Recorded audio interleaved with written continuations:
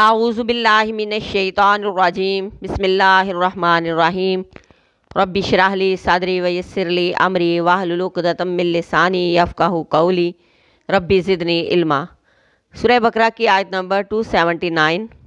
فَإِن لَم پھر اگر نہ، تفعلوا تم کرو، فَأْذَنُوا تو اعلان سن لو، بِحَرْبٍ مِّنَ اللہ جنگ کا اللہ سے، وَرَسُولِهِ اور اس کے رسول سے، وَإِن تُبْتُمْ اور اگر توبہ کر لو تم، فَلَکُمْ تو تمہارے لیے ہے، رؤوسُ اصل اموالکم تمہارے مالوں کا، لا تظلمون نہ تم ظلم کرو گے، ولا اور نہ تظلمون تم ظلم کیے جاؤ گے۔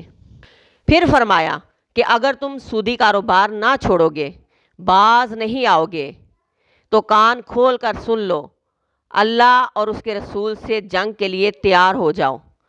تمہیں اللہ اور اس کے رسول کی طرف سے اعلان جنگ ہے۔ اللہ اور اس کے رسول کی نافرمانی پر اڑ جانا معمولی بات نہیں۔ کس بندے میں اتنی ہمت ہے کہ وہ اللہ تبارک و تعالیٰ سے جنگ کر سکے اور اس کے رسول کے سامنے آ سکے، اور اگر کوئی آئے گا تو بچ کے کہاں جا سکے گا؟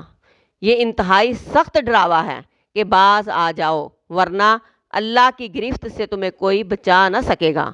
سودی کاروبار کو بڑا ہی سخت جرم قرار دے دیا گیا کہ جو باز نہ آیا تو پھر اس سے نبٹا جائے گا، اور اگر تم توبہ کر لو اور جو کیا معافی مانگ لو تو تمہارے لیے تمہارے اصل مال ہیں، وہ اصل مال تمہیں لٹا دیے جائیں گے۔